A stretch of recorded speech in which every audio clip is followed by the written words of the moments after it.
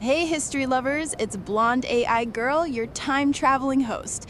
I'm zooming through the ages to bring you epic chats with legends. Today, we're in ancient Greece, Athens to be exact, right in the buzzing Agora. And who's with me? None other than Socrates, the father of Western philosophy.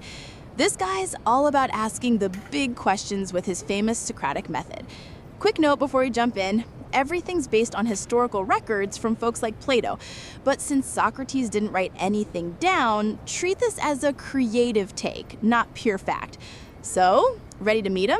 I've just landed in the Agora and I've spotted Socrates. Let's go. Socrates! Wow, I can't believe it's really you. I'm totally fangirling here. Thanks for chatting with me and my future listeners. Quick question, how's your day going in Athens? Greetings, traveler. My day? It is as any other, wondering, questioning. But tell me, what is this fangirling? A custom of your time? Oh, it just means I'm super excited. Like your philosophy superstar. Speaking of time, my viewers are from thousands of years ahead. Wild, right? Thousands of years? Astonishing. Do they still seek truth in your era? Oh, definitely. And they're dying to hear from you. What's this podcast thing, you might ask? Think of it as a convo that reaches people everywhere, even across time. Cool, huh? A conversation beyond place and time. A marvel. I am no stranger to strange ideas, though. Let us speak then. What do these future souls wish to know? So many things. Your life, your big ideas. But first, gotta ask, ever thought your questions would echo this far into the future? I think little of fame, only of wisdom. If my questions stir mine still, I am glad. But come, ask what you will. I have questions of my own. Oh, I bet you do. All right, listeners, buckle up. We're diving in with the master of questions himself. Let's get started. All right, Socrates, let's take it back to the beginning. I'm dying to know, what was life like for you growing up here in Athens? Show us a picture. Athens in my youth was a city of stone and spirit, full of voices and vigor. I was born to a modest family in the Dem of Alapeak, not far from the city walls. My days as a boy were simple, running through dusty streets, watching the Agora come alive with merchants and talk. What of your youth, traveler? Is Athens so different in your time? Oh, it's super different. Think huge buildings, crazy tech, but let's stay on you for now. I heard your dad was a sculptor and your mom a midwife. Did that shape who you became? Indeed it did. My father, Sophroniskis, carved stone, teaching me the value of crafting with care. My mother, Phainarebe, brought life into the world, and from her I learned to aid in the birth of ideas, much as she aided in the birth of babes. I often say I am a midwife to thoughts. Whoa, that's such a cool way to put it. A midwife to thoughts. Love that. So did you always know you'd be this big thinker, or were you carving statues at first? I did try my hand at stone, but my hands were clumsy with chisels. My true craft emerged in conversation. As a young man, I served as a hoplite in war, fought at Potidaea, Amphipolis, Delium. I faced death and saw valor, yet I found more questions than glory. Why do we fight? What is courage? These puzzled me more than battle. Wait, you were a soldier? That's wild. I pictured you just debating all day. Did war push you toward philosophy? It did, in part. War strips life to its bare essence. I saw men die for honor, yet what is honor if unexamined? After those years, I returned to Athens, no longer content with mere labor or wealth. I sought something deeper, truth, perhaps. So I wandered the Agora, asking, listening. And just ditch the whole normal job thing? That's bold. What made you choose questions over, say, making money? Wealth buys comfort, but not wisdom. I saw men chase gold and lose their souls. I chose poverty over ignorance. The Delphic oracle once said I was the wisest of men, not for what I know, but for knowing I know nothing. That drove me. I questioned to learn, to help others see their own unexamined beliefs. Knowing you know nothing. That's so deep. So you're basically on a mission to wake people up with questions? Precisely. A life unexamined is not worth living. I prod, I challenge, as a gadfly stings a horse to move. Wow, listeners, can you believe it? From soldier to soul stirrer, Socrates chose truth over everything. I'm already mind blown, and we've got so much more to unpack. Stick with us as we dive deeper into his famous way of questioning next. All right, Socrates, let's dig into the heart of what makes you, well, you. Your Socratic method, asking all these probing questions, is famous for flipping people's ideas upside down. Why is questioning so key to finding truth? Traveler, truth hides behind the veil of what we assume to be certain. Most walk through life clinging to untested beliefs, thinking they grasp wisdom. I question to peel back those layers, to expose contradictions, to show that what seems solid often crumbles under scrutiny. Only through such inquiry do we edge closer to understanding. So it's like you're debugging someone's thinking. But why not just lay out the answers? Why the question after question approach? If I offer answers, I merely plant my own thoughts and ideas in their mind. But through questions, I guide them to unearth their own thoughts or see their absence. Wisdom is not handed over, it must be uncovered. Do your people not seek such revelations in your distant age? Oh, we try, but honestly, we're all about quick answers. Google this, Google that. Your method takes serious patience. So, when you're hammering someone with questions, what's the end game? What do you want them to get? I wish them to confront their own uncertainty. Most claim knowledge of justice, of courage, yet falter when pressed to define it. My questions strip away false confidence, nudging them toward a humbler state where real learning might begin. It is not to shame, but to awaken. Got it. It's about waking people up. I love how you turn every convo into a puzzle. Let's talk about how you do it. Walk me through this method. Like, do you start with big questions or small ones? I begin with what is familiar to them. If I speak to a general, I might ask, "What is courage?" He answers, perhaps, "Facing danger without fear." Then I probe. Is a reckless fool courageous? Is courage not also in restraint? Step by step through such simple queries, his first certainty unravels, and we seek a truer meaning together. It is a dance of thought, not a lecture. A dance of thought. Wow, that's poetic. So you're building on their own words, kind of trapping them with logic. Ever get stuck yourself, like hit a wall with no good follow-up question? Often. I am no master of final truths. When I falter, I admit it, for my own ignorance is my guide. That is why I persist. And you, do you not find walls in your own quests for understanding? Oh, all the time. I mean, half the stuff I ask you, I'm figuring out as we go. Okay, let's pivot to one of your big obsessions, virtue. You're always chasing what makes a person good. Why is that so central to you? Virtue is the soul's highest aim, the measure of a life well lived. I ponder if a man can be good without knowing what goodness is. I ask, what is justice? What is piety? To see if virtue is tied to knowledge. If we truly grasp the good, will we not act accordingly? I've questioned many, rulers, poets, laborers, yet their definitions clash. This tells me we must keep seeking, for a life without virtue is hollow. So you're saying if we really get what's right, we won't mess up? Like no bad choices if we know better? I lean toward this belief. Wrongdoing, I suspect, springs from ignorance. Show a man the true good, and he avoid harm. But I question this too. Can one know and still stray? What say you?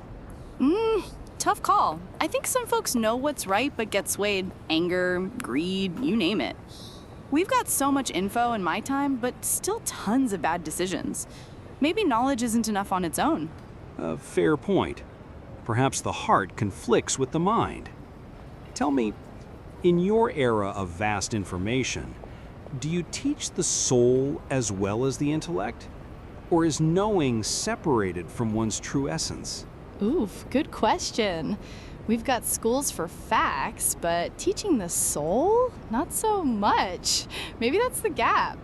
Let's flip it back. How do you think we learn virtue? Just by questioning, or is there more to it? Questioning is the start, for it clears the fog of false belief.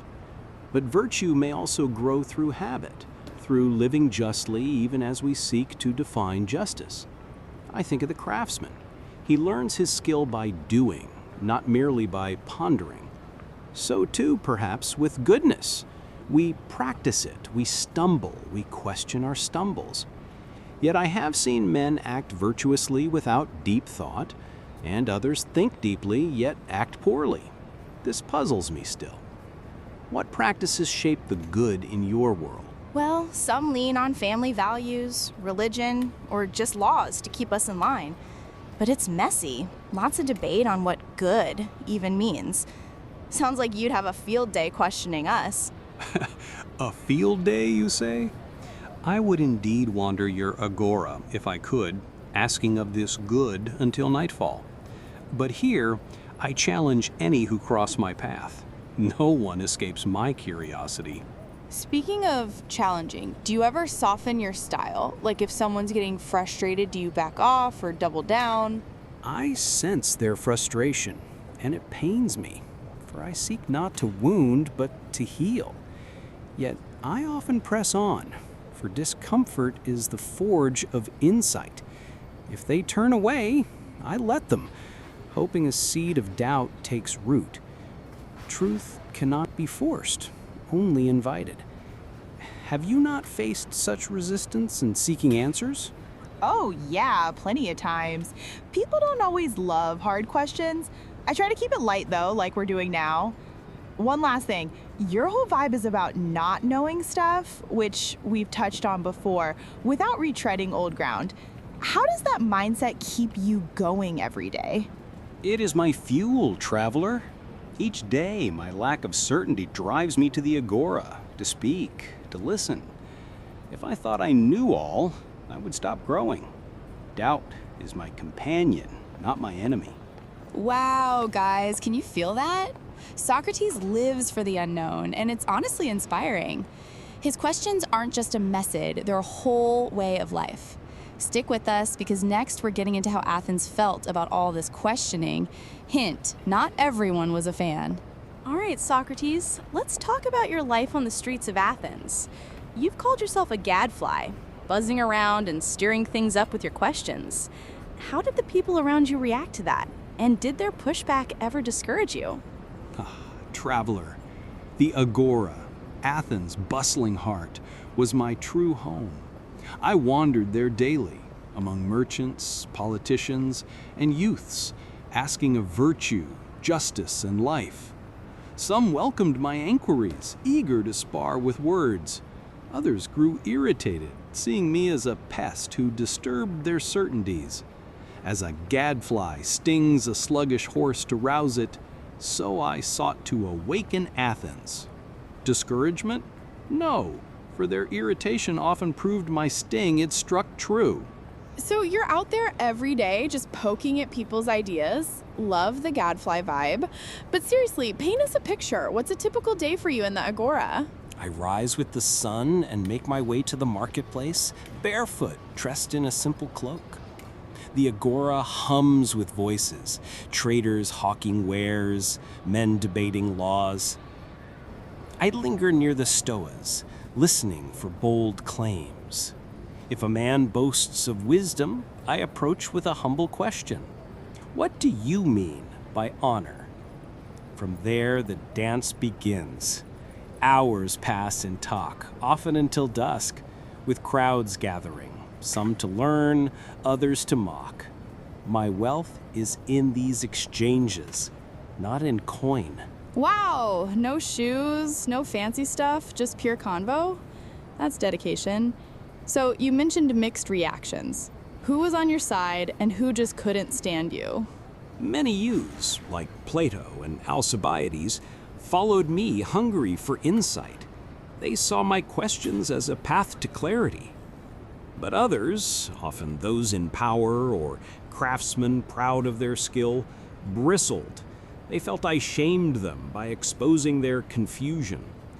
I sought not to mock, but to enlighten, yet not all saw it so. And you, in your time, do bold thinkers face such division? Oh, totally. People love or hate those who challenge the norm. Think social media debates. Some called them geniuses, others trolls. Did the haters ever get under your skin, or were you just like immune? Their scorn stung at times, for I am no stone. I wished to be understood, not reviled. Yet I pressed on, for Athens slept in complacency, and I believed my role was to rouse her, even at personal cost. If a physician's bitter cure heals, should he stop for the patient's grimace? I thought not. That's a solid point. Sometimes truth hurts, but being misunderstood must have been rough. How did you deal with people twisting your intentions? It was a heavy burden. Some claimed I corrupted the young, leading them astray from tradition. Others whispered I disrespected the gods with my endless doubt. I countered with sincerity. I corrupt no one. I only urge them to think. I honor the gods by seeking truth. For is not truth divine? Yet whispers grow to shouts, and misunderstanding festers. How do your people handle such misjudgments? Man, that's tough. In my time, cancel culture's a thing. People get slammed online for being misunderstood. We try to explain ourselves, but it's messy. Did you ever think about toning it down to avoid the drama? To tone down would betray my purpose. A gadfly does not cease its sting for fear of the swat. I spoke as I must, trusting that some would grasp my aim, even if late. Silence was not my path. Wow, guys, talk about sticking to your guns. Socrates was out there every day, shaking up Athens, loved by some, loathed by others, but never backing down. Stay with us because next we're diving into the ultimate clash, his trial and legacy. You don't want to miss this. Okay, Socrates, let's talk about something heavy. You've been stirring up Athens with your questions, and not everyone's happy about it. There's talk of accusations, corrupting the youth, disrespecting the gods. If it comes to a trial and they push for a harsh penalty, how do you think you'd face it? Would you ever consider backing down or leaving Athens to avoid trouble? Ah, traveler, I have heard these whispers, claims that I lead the young astray and scorn the gods of our city. If a trial should come, I will stand before my fellow Athenians and speak as I always have, with honesty. To back down or flee into exile would be to betray my purpose. I would sooner face their judgment, even if it be death, than live a life of silence or falsehood. A man must honor his soul above his body. Whoa, that's intense. You're saying you'd rather die than stop questioning or leave? Why not just lay low for a while if things get dicey? To lay low, as you say, would be to abandon the task I believe the divine has set before me, to examine life, to seek truth, to awaken others. If Athens deems that a crime, then I must accept their verdict. Death is no great evil if one has lived justly. Tell me, in your time, do men not risk much for what they hold true? Yeah, some do. Think activists or whistleblowers facing huge consequences. But it's still hard to wrap my head around choosing death over escape. If it came to that, say a penalty like drinking hemlock, what would go through your mind? If such a fate awaits, I would meet it with calm. I have long pondered death. Perhaps it is a sleep without dreams, or a journey to converse with the shades of Homer and Odysseus. Either way, I fear it not, for I have sought to live with integrity. Regret would not haunt me, for I have followed my path. That's so powerful, facing the unknown without fear. But let's talk about why they're so mad. These accusations, like corrupting the youth, what do you think they're really about? Are they just misunderstanding you? Indeed, I believe it is misunderstanding, or perhaps fear. I urge the young to question, to think for themselves, not to blindly follow tradition. Some see this as corruption, a threat to order. As for the gods, I question only to seek deeper reverence through truth. But those who cling to power or custom often dread such inquiry. They strike at the gadfly to still its sting. Do your people not also fear those who challenge the established way? Oh, for sure. People get defensive when you question the status quo. Happens all the time online. Now, looking ahead, if the worst happens, what do you hope people remember about you? What's the legacy you're aiming for? I hope to be remembered not for answers, but for questions. Let them say, Socrates showed us that the unexamined life is not worth living. If my words through friends like Plato inspire even a few to seek wisdom, to doubt their certainties, then my labor is not in vain. I wish for Athens and all who come after to awaken, to think, to strive for virtue. What legacy do your thinkers seek in your age? A lot of them want to change the world through ideas, tech, or justice. Your legacy sounds timeless, though. I mean, challenging people to think deeper? That's huge. Listeners, isn't this incredible? Socrates is ready to stand by his beliefs no matter the cost and leave a mark that lasts. Socrates, this has been such an incredible chat. Your passion for questioning really lights up the room. Before we part ways, what advice would you give our listeners out there in my time who are seeking wisdom in their own lives? I offer this: Know Thyself. These words carved at Delphi's temple are my guide. Look within, question what you hold true, your beliefs, your desires, your virtues. The unexamined life is not worth living, for without such inquiry, we drift like ships without a rudder. Ask not only what you know, but what you do not know, and never cease asking, for wisdom lies not in answers, but in the pursuit. What do your people seek when they ponder their own souls? Wow, know thyself. That hits hard. In my time, we're so caught up in likes, trends, and hustle, we forget to pause and reflect. Your advice is like a wake-up call to dig deeper. Any tips on how to keep questioning without getting, overwhelmed? Begin small. Ask one question each day. Of your actions, your motives. Why did I choose this? What is good in this moment? Let each answer lead to another question, like steps on a path. The journey is long, but each step strengthens the soul. That's so doable. Just one question a day. Listeners, you heard him. Socrates, your words feel like they could guide anyone, anywhere, anytime. Thank you for that gem. Wow, what a journey. Socrates, thank you for taking us into your world. Your agora, your questions, your courage to keep poking at the truth. That idea of know thyself is sticking with me, and I bet it's got you all thinking too. To our audience, you're the best for joining me on this time travel adventure. Next time, we're hopping to another era with another incredible mind. Maybe a scientist, a poet, or who knows. Stay tuned for more. Until then, keep questioning, keep growing, and I'll catch you on the next episode.